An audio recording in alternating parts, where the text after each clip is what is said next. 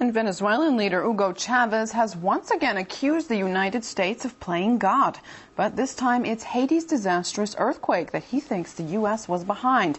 Spanish newspaper ABC quotes Chavez as saying that the U.S. Navy launched a weapon capable of inducing a powerful earthquake off the shore of Haiti. He adds that this time it was only a drill, and the final target is destroying and taking over Iran. The existence of a tectonic weapon has never been proved, but its use is often suspected by conspiracy theorists.